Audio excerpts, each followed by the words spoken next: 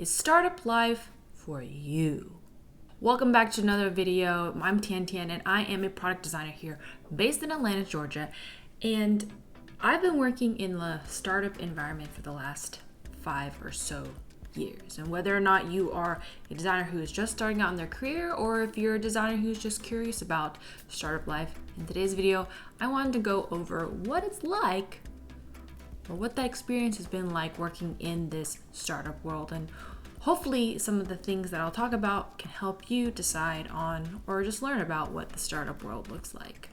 So before we get into the main points that I've realized or observed about startups, I think it's really important to define what a startup is so we can understand the environment and the scope and potentially the mindset that you go into when we're talking about startup world. If you go to Google and you start searching like what is a startup, you'll see that the way they define it are two ways. So you have the action or process of setting something in motion or a newly established business. And we probably want to focus mostly on a newly established business, but I think there's more to consider here than it's just a newly established business, right? Like you could have a store or a restaurant open up and technically you could call that a startup, but I think startups, especially in the world of tech, has its own flavors and characteristics that come with it.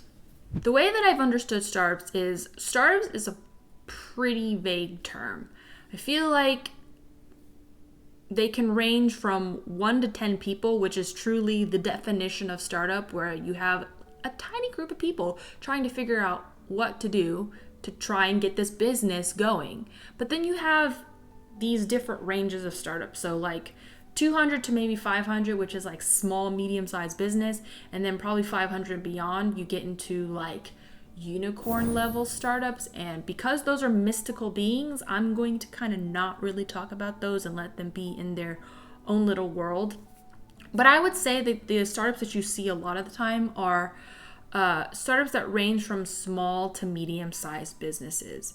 And the two things that comes to mind when I think about startups that classify something as a startup is investors and funding. So a lot of the startups you're going to find, or if they're like offering jobs, are like, we just did like a series round of this and we got this amount of money to help us grow into the next phase. And that's the second part, is there's a lot of growth mindset when you're working with startups, because you want to be able to grow to a point of profitability so that everyone can be happy and get their X amount of returns on it. And so once you've, gone to profitability, you have the options to either IPO or get bought out. And that's when people usually get their returns or their money and investments that they put into the startup. And that's when the startup technically graduates from being a startup.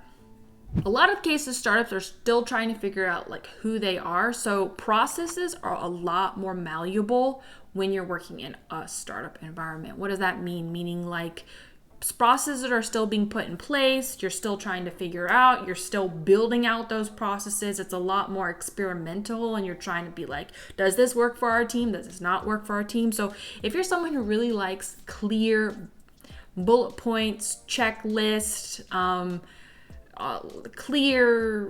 clear ways with how to do things, startups aren't always gonna have that.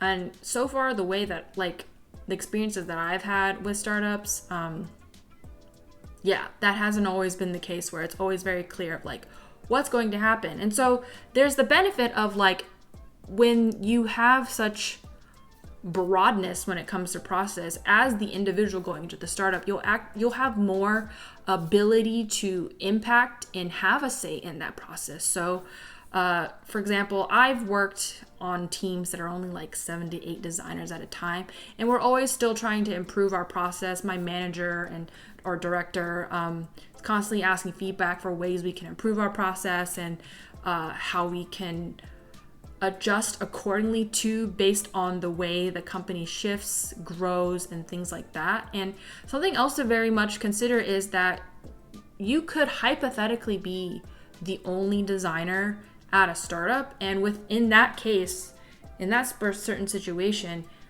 you could essentially start defining how people do design at the company. So talk about big impact, especially when it comes to defining process. The second thing that I've noticed, and it comes with what defines a startup, is that high growth mentality, is the speed at which things move. I'm going to say that at startups, things move very quickly. And a lot of times when you're building the train track as the train is moving, which can sometimes seem chaotic, or if you vibe off of that energy, definitely think about startups as an option. So in a lot of cases, or an example, in designers, depending on the situation, you'll have a lot less time to do things because the turnover is really, really quick. About like you're trying to be very, very iterative in the way that you build things, keep things small, but you're kind of continuously pushing and building and going. And so, for example, I have worked at these 3 different startups, and so far all the projects that I've worked on, except for maybe like 2 or 3 projects I've worked on, have been shipped in some ways. And a lot of the times the project that I do work on are actually much smaller in scale. So what we'll do is we'll take a big idea and then we'll have to scope it down and iterate on it, because of we need to be conscious of the resources that we have and the time we have, and that, you know, we want to continuously be building and moving forward with our product and all of these different things. Speaking of breaking things down into small bite-sized things, another reason is because startups, we don't have, again, those like 1,000, 2,000, 3,000, 100,000 people organizations. We have to work with the resources that we have because we're small and nimble and we can move quickly.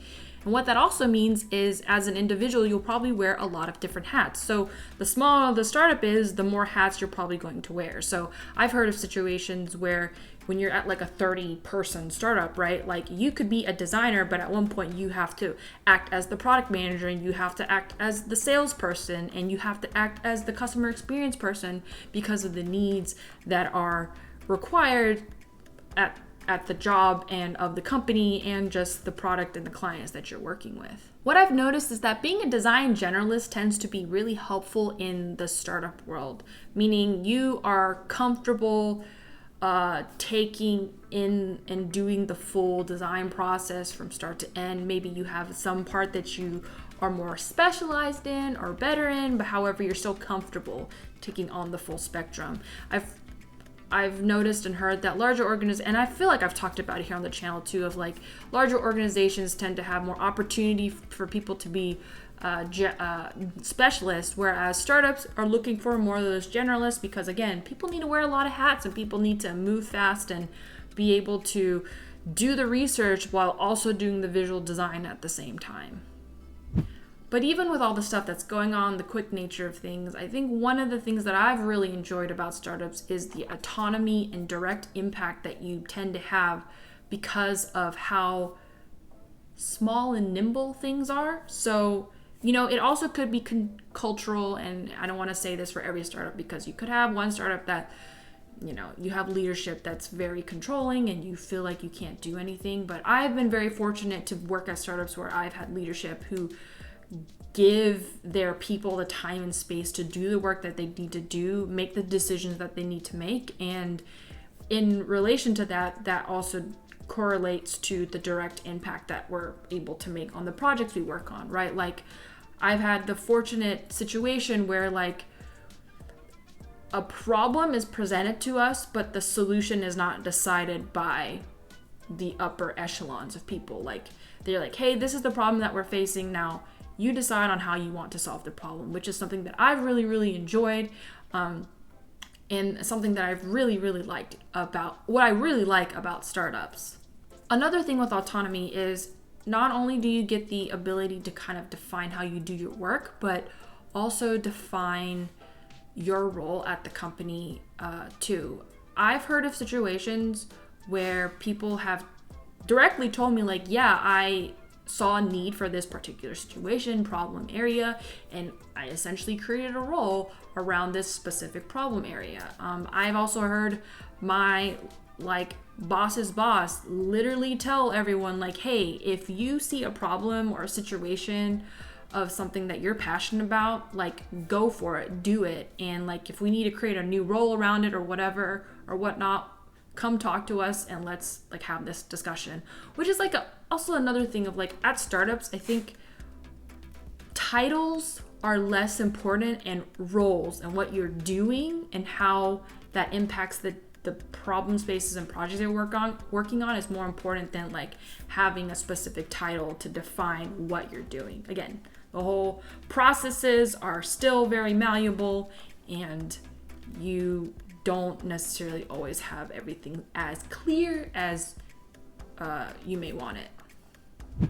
The last point that I want to talk about is the levels of separation within startups. So what I mean by that is I feel like when you get into a larger corporation setting or just a larger organization setting, all the people in leadership tend to be these like mythical beings or these people in these upper echelons that can't really be touched or are mysterious in some ways. Like the accessibility to these people is more difficult. Whereas I feel like in the way that I've experienced like startup world, like the levels of separation from me to the CEO is like 3 steps, which is kind of insane. And honestly, if I had wanted to, I could just Slack the CEO and ask him a question if I wanted to.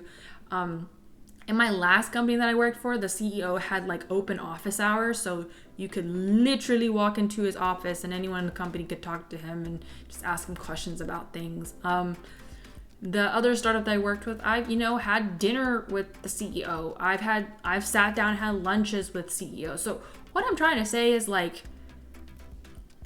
there is still like that level of hierarchy. Don't get me wrong. That's still there, but I guess it at least seems less intimidating than in situations where I think of like, I don't know, all the main FANG companies when, you talk about like Mark Zuckerberg and Bezos and all these people in these like the mythical clouds. Anywho, I don't know, levels of separation, something to consider. You actually know the names of the people that you're working with. You know a lot of the people's names at your company because everything is just smaller, which is really nice. So I feel a lot more connected and in the know of what's going on.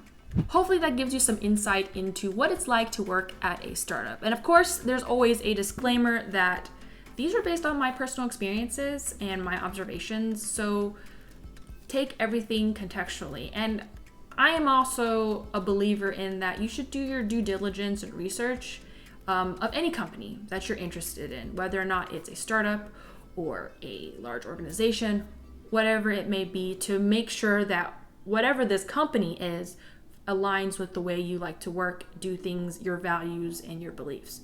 Let me know in the comments below if anything surprised you or stood out to you, or if you're a designer who does work for a startup, let me know if anything I said was relatable. Thank you again for watching this video, and I will catch you in the next one.